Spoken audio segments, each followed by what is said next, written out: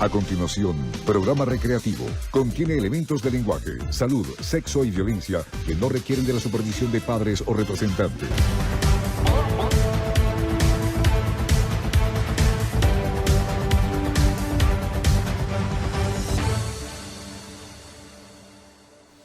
Muy buenos días, ya estamos aquí en su noticiero favorito, Comunicados. El día de hoy tenemos noticias de primera. Hoy vamos a ver lo que es la Revolución Francesa, noticias de todos sus sucesos y, bueno, cómo fue la transformación social y política de esta. Además, quédese con nosotros, tenemos el día de hoy sociólogos expertos que nos indican qué es el socialismo utópico y científico. Esto aquí y más en su noticiero favorito, no se lo puede perder. Quédese con nosotros, comenzamos.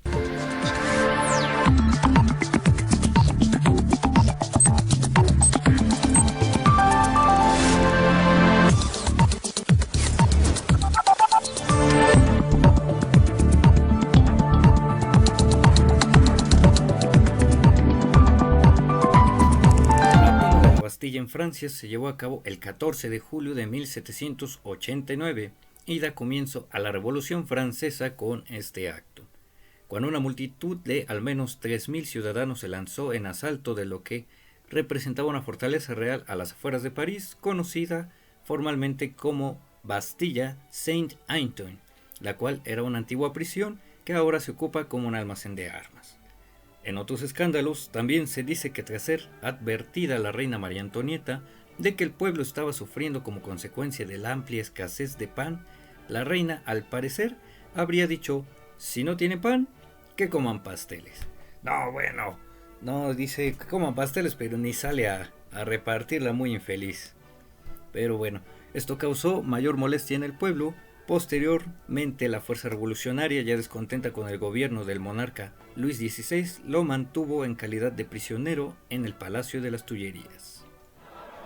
Y cuando acudieron a la reina para decirle que sus súbditos no tenían pan, ¿saben lo que dijo? ¿Que coman pasteles? Mientras la población y el gobierno estaban distraídos por la revolución, los monarcas Luis XVI y María Antonieta se dispusieron a escapar en un gran carruaje con rumbo hacia Austria, tierra natal de María Antonieta, pero fueron interceptados en la frontera por la misma guardia fronteriza. No, todo hacen mal estos chicos, no puede ser. Le hubieran pagado al menos un pollero para que los cruzara la frontera. Y bueno, esto alteró mucho a la multitud revolucionaria en cuanto se enteraron del escape y los juzgaron en una corte en la cual los condenaron a muerte a ambos. La sentencia se llevó a cabo en la plaza principal por medio del nuevo aparato conocido como la guillotina. Posterior a estos hechos, se hace un cambio y una nueva constitución donde se elimina la monarquía y se establece una república en la cual un nuevo representante del movimiento revolucionario, conocido como Maximilien Robespierre, quien era un abogado y político, y ahora toma el poder.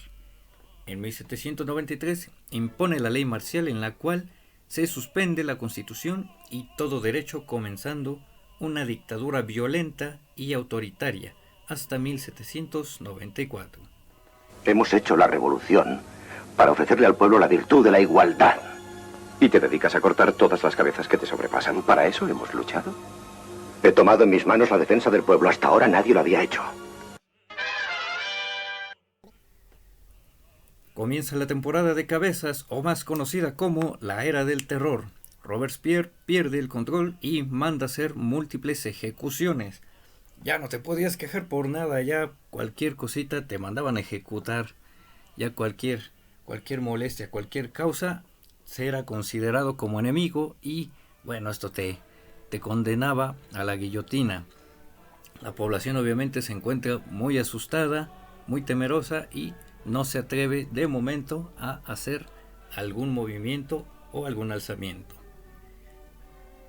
Múltiples senadores y políticos comienzan a tener descontentos ante las excentricidades de Robespierre y en una asamblea en la cual da un discurso anuncia que tiene una nueva lista de enemigos.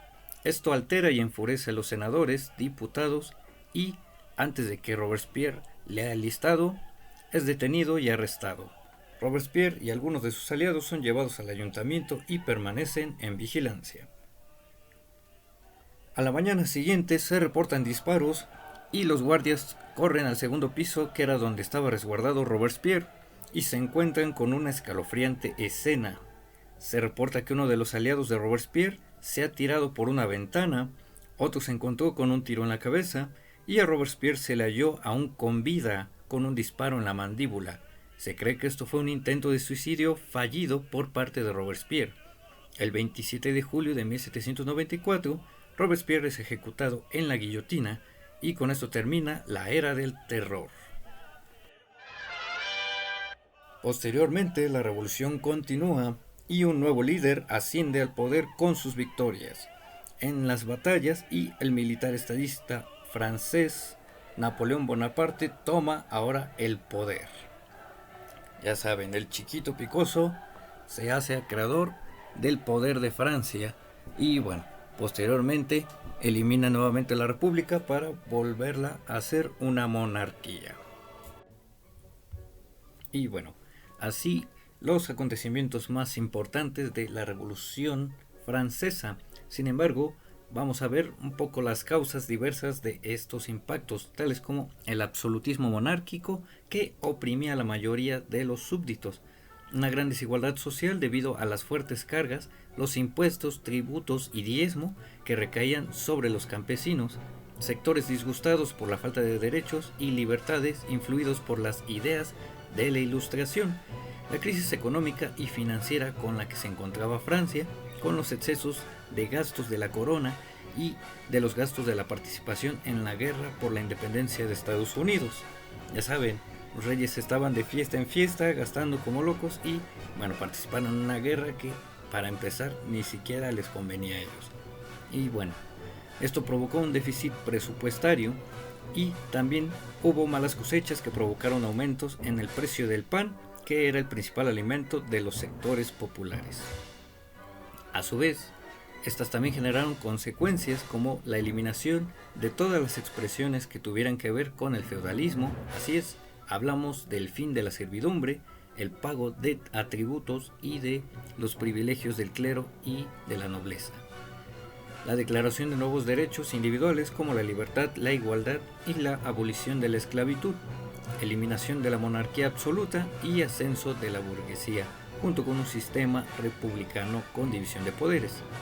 La extensión de la guerra en Europa debido al intento que las monarquías hicieron para unirse y restaurar al antiguo régimen, y el más importante de estos, el ascenso al poder de Napoleón Bonaparte como consecuencia de las victorias militares contra las potencias extranjeras, salvando a la revolución de sus enemigos para luego terminar con ella y reemplazarla por un sistema monárquico imperial. Y bueno, estas son las noticias y ahora bien, vamos con mi compañera Ilse y mi compañero Wilson, que nos van a explicar más a detalle cuál fue la transformación social y política que hubo en esta revolución. Mientras tanto, puede votar en nuestra encuesta diaria y compartir su opinión con nosotros en el Twitter del estudio @comunicadosnoticias o en el 01800 comunicados. La encuesta del día de hoy: ¿está usted de acuerdo con las múltiples ejecuciones en la guillotina que se llevan a cabo día a día? Si está usted a favor, marque 1. Si no está a favor, pues mejor ni marque, porque lo van a decapitar también. Así que esperamos sus votaciones. Pero bueno, vámonos con mi compañera Ilse, que nos va a profundizar un poco más el tema de este conflicto en Francia. Te escuchamos, Ilse, adelante.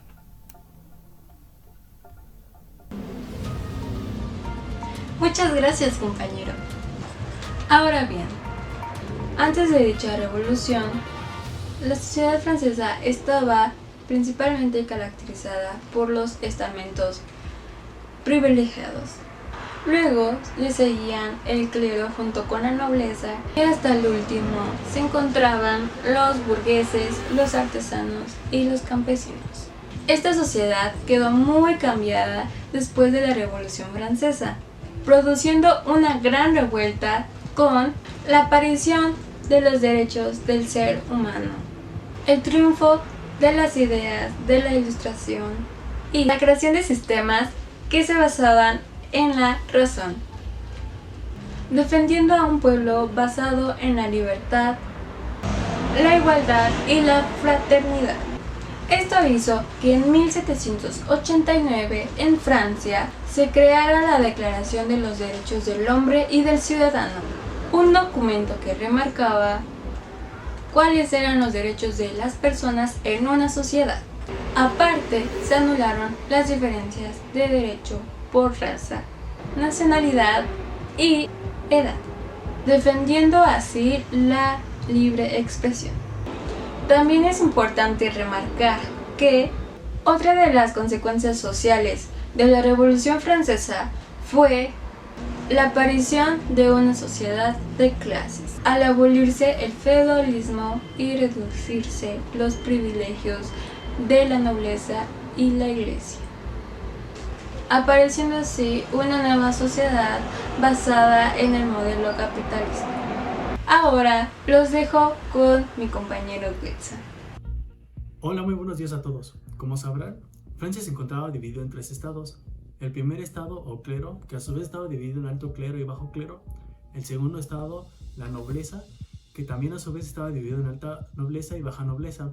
Estos 2 primeros estados no pagaban impuestos y tenían muchos privilegios sobre el último estado, que era el tercer estado o estado llano, que estaba conformado por todo el resto de la población. Este estado sí pagaba sus impuestos y carecía de privilegios. Sobre este estado la economía francesa se sostenía.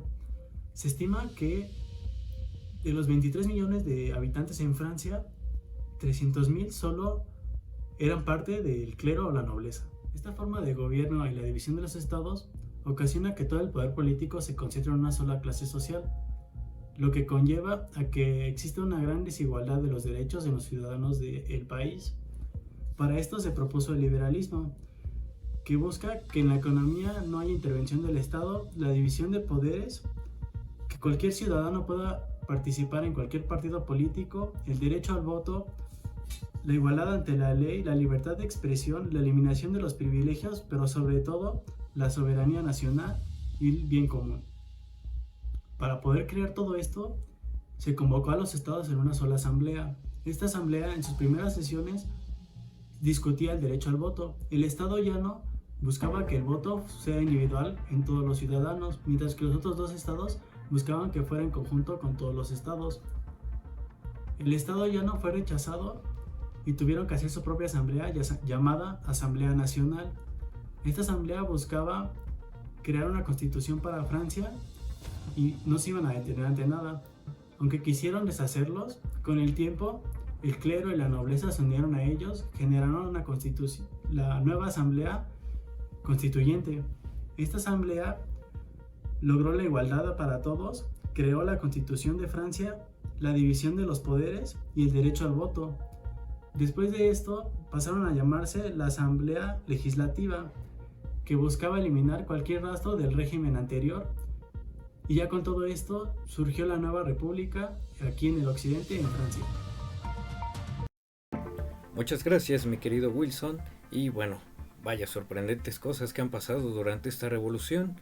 Y bueno, pasando a otros temas, paso con mis compañeros Sandra y Emiliano, sociólogos expertos, que nos van a explicar lo que es el socialismo utópico y científico. Pero bueno, antes vamos con un corte comercial. Quédese con nosotros, tenemos más. Regresamos. ¿Estás cansado de que tus ejecuciones sean común y corrientes? Sí. Pues te traigo la solución. Decapita a tus prisioneros y al mismo tiempo mantente a la moda cambiando esas anticuadas canastas que ya pasaron de moda. ¿Pero cómo? Hazlo con nuestras nuevas bolsas Fuchi, las cuales son de la mejor calidad y que por completo están a la moda. Claro, sin dejar atrás el lujo de tener una bolsa de diseñador. Así que, no lo pienses más y adquiere una de nuestras bolsas Fuchi en cualquiera de sus colores y acaba su vida con estilo y clase. Bolsas Fuchi.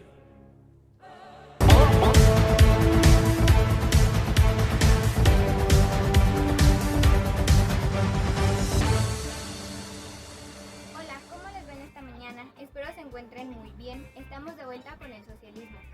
El socialismo utópico es la principal corriente de la teoría sociológica enfocada hacia una sociedad más igualitaria y justa. La lucha de clases del socialismo tradicional. Está liderado por Henry Saint-Simon, considerado como padre fundador del movimiento. Más tarde, otros autores como Charles Fourier, Robert Owen o incluso Etienne Cabet fueron completando dicho concepto. Si bien es cierto, pensadores como Fourier intentaron salir de dicha utopía para llevar a cabo sus ideas. Frente a la tendencia más tradicional o científica establecida por el Manifiesto Comunista de Karl Marx, los estudiosos de la vertiente del socialismo utópico basan el avance social en el reparto de los bienes en la comunidad, así como del trabajo. El avance científico e industrial debía servir para la mejora de las condiciones de la sociedad en su conjunto, y no solamente para los burgueses poseedores de factores de producción. Se caracteriza el socialismo utópico porque, punto número 1, debe existir cooperación al abogar por el entendimiento, colaboración, no solo en el trabajo, y sin necesidad de tintes egoístas o individualistas. Punto número 2, piensan que el socialismo debe establecerse bajo el amor y la paz, no bajo la lucha y la guerra. Se encuentran convencidos de que la paz es el fin, pero también el camino. Punto número 3, defienden el igualitarismo como base de la justicia sin concebir la idea bajo la cual unos deban poseer más que otros. Y punto número 4, creen en una sociedad sin maldad, de ahí que sean etiquetados con el adjetivo de utópicos. Y ahora vamos contigo, Emiliano. Gracias, compañera. Pues bien, el socialismo científico significa una sociedad gobernada por un gobierno científico, es decir, una soberanía que se basa en la razón en lugar de la voluntad. Todo esto en términos de Pierre-Joseph Proudhon en su obra ¿Qué es la propiedad? Su distinción comenzó al inicio del siglo XIX por obra de Karl Marx y Friedrich Engels, el cual fue llamado socialismo vivo marxista. Esta ideología rompió con los socialistas utópicos porque no representaban en la práctica cómo combatir al capitalismo. El socialismo científico se caracteriza principalmente por su estructura formal, basada en el estudio de la historia socioeconómica a través de los siglos y la aplicación de sus tesis frente al capitalismo. Este socialismo se erige como el tipo de socialismo que entendía que la lucha de clases como elemento necesario para una sociedad igualitaria y justa. Marx y Engels definieron que el camino del socialismo debía ser la eliminación de las clases en una sociedad, afirmando que la historia de la humanidad así lo demostraba. El socialismo científico se caracterizaba principalmente por suprimir la sociedad de clases.